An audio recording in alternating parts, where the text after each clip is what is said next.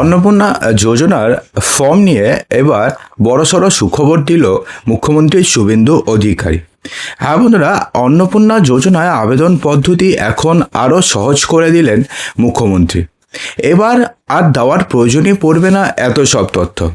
আপনাদের মধ্যে যারা যারা অলরেডি অন্নপূর্ণা যোজনার ফর্ম জমা করে দিয়েছেন তাদের তো কোনো সমস্যা নেই। তাদের মধ্যে অনেকের রয়েছে যাদের অ্যাকাউন্টে টাকা ঢুকে গেছে, এবং অনেকে রয়েছে যারা ফর্ম জমা করলেও এখনও পর্যন্ত টাকা ঢোকেনি। কেন ঢোকেনি সেটার কারণও ভিডিওর শেষে জানিয়ে দেবো। তো অন্নপূর্ণা ভাণ্ডারের ফর্ম ফিল আপ নিয়ে নতুন কি আপডেটটি সামনে এসছে, চলুন জেনে নিই। দেখুন, অন্নপূর্ণা ভাণ্ডার প্রকল্পের সুবিধার জন্য বড় স্বস্তির খবর ঘোষণা করেছে রাজ্য সরকার।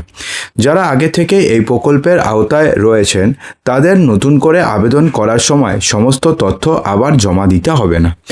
মানেটা কি? মানেটা হচ্ছে আপনাদের মধ্যে যারা যারা অলরেডি এতদিন পর্যন্ত লক্ষ্মীর ভাণ্ডারে টাকা পাচ্ছিলেন তাদের তো অলরেডি সমস্ত ডেটা সরকারের কাছে রয়েছে।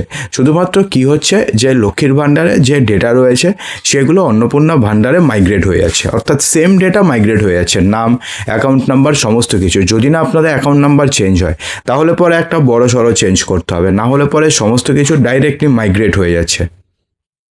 তো সেক্ষেত্রে এই যে অন্নপূর্ণা ভাণ্ডারে যে আপনি ফর্ম দিচ্ছেন, তো সেক্ষেত্রে আপনাদের ডেটা দেওয়ার দরকার নেই। তার কারণ হচ্ছে আপনাদের সমস্ত ডেটা অলরেডি লক্ষ্মীর ভাণ্ডারের পোর্টালে আপলোড রয়েছে।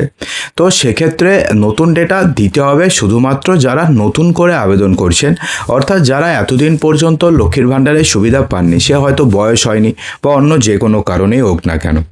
দেখুন, পুরনো তথ্য স্বয়ংক্রিয়ভাবেই নতুন পোর্টালে স্থানান্তর করা হচ্ছে বলে জানিয়েছে প্রশাসন।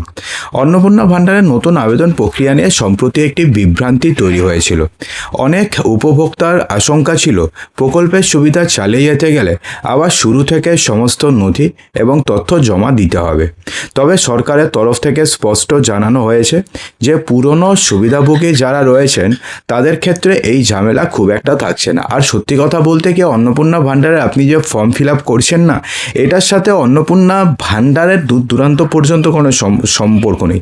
মানে আপনি ভাবছেন এটা আবার কিরকম, অন্নপূর্ণা ভাণ্ডারের জন্য আমি অ্যাপ্লাই করছি আবার এর সাথে অন্নপূর্ণা ভাণ্ডারের কোনো সম্পর্ক নেই। দেখুন, যারা যারা নতুন অ্যাপ্লাই করছেন তাদেরটা পরে আসছে, যারা যারা পুরনো অ্যাপ্লাই করছেন তাদের সমস্ত ডেটা সরকারের কাছে অলরেডি রয়েছে, ঠিক আছে।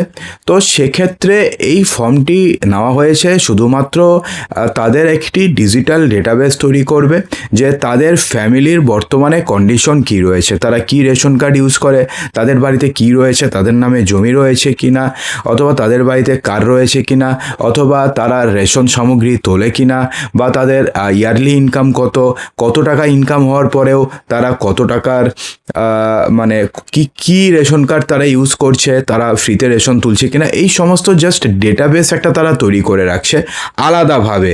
এটার সাথে কিন্তু অন্নপূর্ণা ভাণ্ডারের খুব সম্পর্ক নেই বলে যেটা আমার মনে হচ্ছে, ঠিক আছে। এমনিতে কি হচ্ছে, যাদের যাদের নাম ধরুন লক্ষ্মীর ভাণ্ডারে ছিল তাদের নাম ডাইরেক্টলি অন্নপূর্ণা ভাণ্ডারে মাইগ্রেট হলো। এখন যারা যারা ফর্ম জমা করছে তারা খালি সাবমিটেড বলে ক্লিক করছে, ব্যাস হয়ে গেল। তারপরে কিন্তু খুব একটা কাজ তাদেরকে করতে হচ্ছে না, অর্থাৎ কাদেরকে, যাদের কাছে আপনি ফর্ম জমা করছেন তাদেরকে খুব একটা কাজ করতে হচ্ছে না। কারণ যদি তাদেরকে সমস্ত ডেটা যদি আপলোড করতে হতো তাহলে একদিন দুদিনের টাকা পাওয়াটা সম্ভব নয়। 7 দিন ধরুন, 7 দিনের মধ্যে কত ফর্ম জমা হবে, ধরুন 10, এক একটা জায়গাতে প্রচুর ফর্ম জমা হবে। এতগুলো ডেটা যদি আপলোড করতে হয়, যত ডেটা চাওয়া হয়েছে, তো একজন মানুষের পক্ষে একদিনে কতগুলো ডেটা আপলোড করা সম্ভব? তো সেক্ষেত্রে খুব একটা ডেটার হচ্ছে না। ডেটা আপলোড হচ্ছে এটা ঠিক, কিন্তু সেটা ব্যাকএন্ডে আলাদাভাবে অন্য সার্ভারে আপলোড হচ্ছে। কিন্তু আপনাদের নাম কি হচ্ছে, লক্ষ্মীর ভাণ্ডার থেকে ডাইরেক্টলি অন্নপূর্ণা ভাণ্ডারে চলে আসছে, এবং আপনি জাস্ট ফর্ম সাবমিট করেছেন, সাবমিটেড আসছে, ক্লিক হচ্ছে, আপনাদের অ্যাকাউন্ট অন্নপূর্ণা ভাণ্ডারে বেনিফিশিয়ারি লিস্টে চলে আসছে এবং আপনাদের অ্যাকাউন্টে টাকা ঢুকে যাচ্ছে, ঠিক আছে। সরকারি সূত্রে জানা গেছে যে যারা ইতিমধ্যে প্রকল্পের অন্তর্ভুক্ত তাদের জন্য ডিজিটাল পদ্ধতিতে নতুন অন্নপূর্ণা ভাণ্ডার পোর্টালে স্থানান্তর করা হচ্ছে। ফলে আবেদন ফর্ম পূরণের সময় অনেক ক্ষেত্রেই নতুন করে তথ্য দেওয়ার খুব একটা প্রয়োজন হবে না। আরও বলা হয়েছে এর ফলে আবেদন প্রক্রিয়া যেমন দ্রুত হবে তেমনি কমবে সাধারণ মানুষের ভোগান্তি। বিশেষ করে প্রবীণ নাগরিক এবং গ্রামীণ এলাকায় উপভোক্তাদের জন্য এই সিদ্ধান্তকে গুরুত্বপূর্ণ বলে মনে করা হচ্ছে। রাজ্যের রাজ্যের মন্ত্রী অগ্নিমিত্রা পাল জানিয়েছেন যে আবেদন পদ্ধতিকে আরও সহজ এবং ব্যবহার বান্ধব করার লক্ষ্যে একাধিক পদক্ষেপ করা হয়েছে। স্মার্টফোনের মাধ্যমে যাতে খুব দ্রুত আবেদন করা যায় সেই ব্যবস্থাও তৈরি করা হচ্ছে। প্রশাসনের দাবি যে প্রযুক্তির সাহায্যে আবেদন যাচাই এবং তথ্য সংগ্রহের প্রক্রিয়া আরও স্বচ্ছ হবে এবং আরও দ্রুত হবে। এর ফলে প্রকল্পের সুবিধা সঠিক উপভোক্তার কাছে পৌঁছে দেওয়া সম্ভব হবে। দেখুন, পুরো ব্যাপারটা কি হয়েছে, আপনি অন্নপূর্ণা ভাণ্ডারে টাকা পাবেন যদি আপনি সরকারি চাকরি না করেন, যদি আপনি পেনশনভোগী না হন, যদি আপনি ভারতীয় নাগরিক হন, যদি আপনার নাম এসআইআর পরে যদি ডিলিট না হয় এবং যদি আপনি আইটিআর ফাইল না করেন, তাহলে সেক্ষেত্রে আপনি অন্নপূর্ণা ভাণ্ডারে টাকা পাবেন। এছাড়া আপনাকে অবশ্যই মহিলা হতে হবে। পুরুষ হলে কিন্তু এবার আপনি আর লক্ষ্মীর ভাণ্ডার পেয়েছিলেন, অন্নপূর্ণা ভাণ্ডার পাবেন না। তো এখন ব্যাপারটি হচ্ছে, তাহলে এত কিছু ডেটা কেন নেওয়া হচ্ছে? সেটা আলাদার জন্য নেওয়া হচ্ছে। আপনি ফর্মটি যখন না ভরবেন তখনই বুঝতে পারবেন আপনার বাড়িতে এটা আছে কিনা, আপনাদের বাড়িতে ওটা আছে কিনা, বা যা যা তথ্য চাওয়া হয়েছে সেগুলোর সাথে কিন্তু অন্নপূর্ণা ভাণ্ডারে খুব একটা লিঙ্ক নেই। কারণ অন্নপূর্ণা ভাণ্ডার সমস্ত মহিলাদের দেওয়া হবে, এমনটা কিন্তু শুভেন্দু অধিকারী আগেই বলেছিলেন যে যারা যারা লক্ষ্মীর ভাণ্ডার পায় এবং যারা যোগ্য, যারা চাকরি করে, তারা তো আর পাচ্ছে না, তাদের তো আর পাওয়ার কোনো যোগ্যতা নেই। কিন্তু যার হাজব্যান্ড ধরুন চাকরি করছে, বা ধরুন ছেলে চাকরি করছে, মেয়ে চাকরি করছে, তারা কিন্তু পেয়ে যাবে। কেননা তারা তো বেকার, তারা তো কোনো সরকারি চাকরি করছে না।